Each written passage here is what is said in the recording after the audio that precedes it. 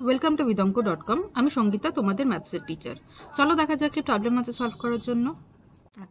ও কেন্দ্র বিশিষ্ট একটি বৃত্তের এ বি একটি ব্যাস পি বৃত্তের ওপর যে কোনো একটি বিন্দু এ ও বি বিন্দুতে অঙ্কিত স্পর্শক দুটিকে পি বিন্দুতে অঙ্কিত স্পর্শকটি যথাক্রমে কি ও আর বিন্দুতে ছেদ করেছে।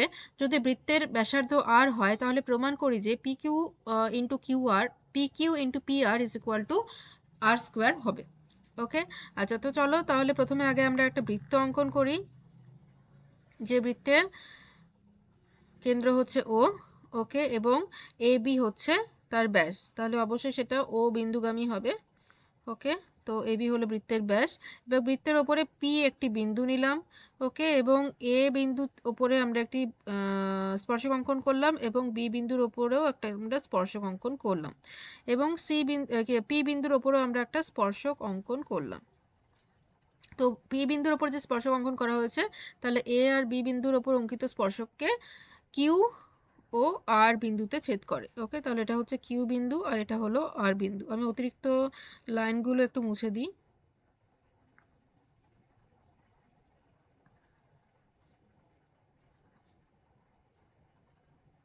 ওকে, তো কিউ আর আর বিন্দুতে ছেদ করেছে। ওকে, তো আমাদেরকে প্রমাণ করতে হবে পি কিউ, এটা আমাদের প্রমাণ করতে হবে P Q into P R is equal to R square. Okay, এটা হচ্ছে প্রামাণ্য। ফাইন, তো এটা প্রমাণ করার জন্য আমরা কি করব, আমরা হচ্ছে এই সমস্ত যোগ করে দেব। ও কিউ যোগ করলাম, ঠিক আছে, ও পি যোগ করলাম, আর ও আর যোগ করলাম। ঠিক আছে, তো আমরা কি কি যোগ করলাম দেখো এখানে, ও ও কিউ বা কিউ ও পি ও এবং আর ও যোগ করলাম। ঠিক আছে, এটা আমাদের অঙ্কন লাগবে, কনস্ট্রাকশন লাগবে। আমরা কিউ ও, ওকে, দেন পি ও এবং আর ও যোগ করলাম। ওকে, আচ্ছা, এবারে দেখো যে কিউ বহিস্থ বিন্দু থেকে আমরা স্পর্শক অঙ্কন করেছি কিউ এ এবং কিউ পি। ঠিক আছে, প্রমাণে চলে যাই এবারে। কিউ বহিস্থ বিন্দু থেকে কিউ এ এবং কিউ পি দুটি স্পর্শক।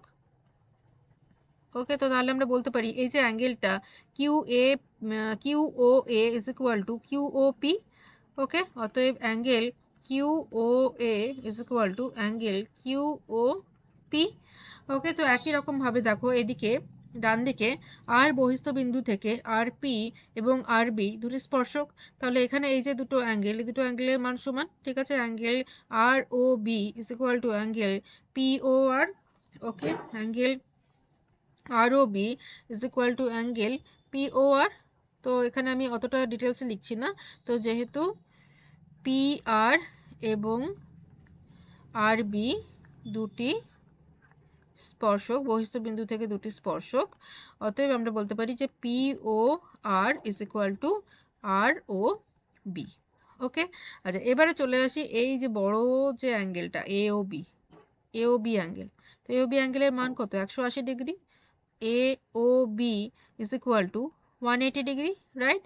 আর এ ও বি কি অ্যাঙ্গেল নিয়ে তৈরি হয়েছে, এই সব চারটে অ্যাঙ্গেল নিয়ে, angle Q O A plus angle P O Q plus angle P O R plus angle R O B. ঠিক আছে, তো এই চারটে অ্যাঙ্গেল মিলে তৈরি হয়েছে, তো that is equal to 180 degree. যেখানে দেখো Q O A is equal to Q O A is equal to Q O P, তো আমরা লিখতে পারি এটা 2 ইন্টু কিউওপি। তো 2 ইন্টু পিও কিউ বা কিউওপি যাই হোক, প্লাস এখানে এই দুটো অ্যাঙ্গেলের মান সমান। ওকে, তো আরও বির জায়গায় আমরা এখানে লিখতে পারি পিও আর। তো 2 into P O R plus P O R, so 2 into P O R is equal to 180 degree. Okay, so therefore we can say যে P O Q plus P O R is equal to 90 degree. তাহলে দেখো আমাদের এই যে অ্যাঙ্গেলটা এখানে মাঝখানে, এই অ্যাঙ্গেলটার মান আসছে কত না 90 ডিগ্রি। ওকে, তো আমরা তাহলে বলতে পারি যে ত্রিভুজটি পি ও কিউ ও আর এটি একটি সমকোণী ত্রিভুজ। ঠিক আছে,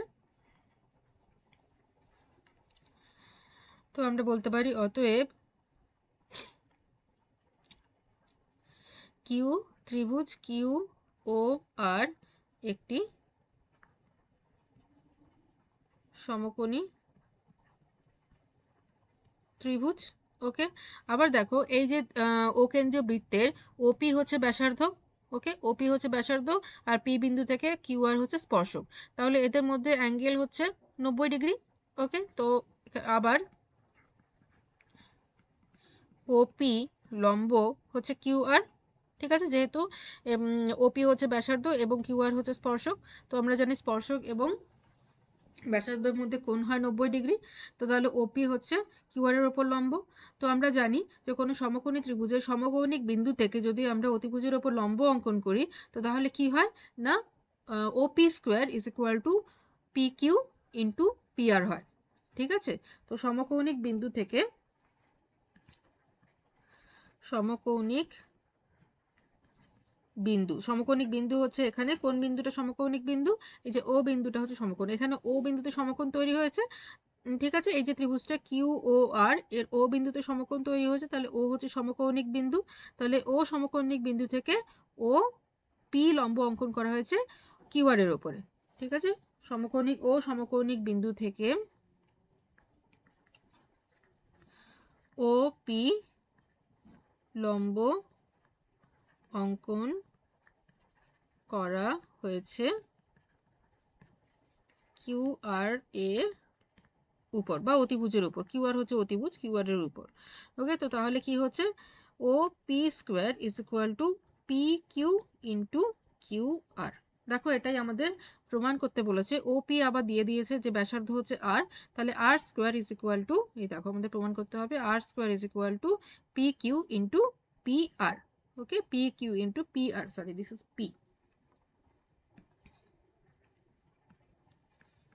ওকে, তাহলে R square is equal to P Q into P R. Okay, তো এটাই প্রমাণ হয়ে গেল, প্রমাণিত। ওকে, চলো একবার বলে দিই, পি কিউ আমি ভুল লিখেছিলাম এখানে, এই দেখো পি কিউ ইন্টু পি আর, এরকম হয় জিনিসটা। আমি একবার দেখিয়ে দিই পরিষ্কার করে। এই ধরো একটা সমকোণী ত্রিভুজ, তো এই সমকোণী ত্রিভুজের এটা হচ্ছে সমকৌণিক বিন্দু, ধরো এ বি সি হচ্ছে সমকোণী ত্রিভুজ, এটা বি হচ্ছে সমকৌণিক বিন্দু। তো এই সমকৌণিক বিন্দু থেকে অতিভুজের উপরে যদি আমরা লম্ব অঙ্কন করি, যেখানে বিডি হচ্ছে এসি এর উপরে লম্ব, তো তাহলে কি হয়, BD square is equal two A D into DC. এটা হচ্ছে থিওরেম। ঠিক আছে, তো এইটা অনুযায়ী আমরা এটা এখানে প্রুফ করলাম। Okay, thank you for watching bidanko.com। অঙ্কের আরও প্রবলেম এবং সলিউশনের জন্য আমাদের ওয়েবসাইট অবশ্যই ব্রাউজ করো।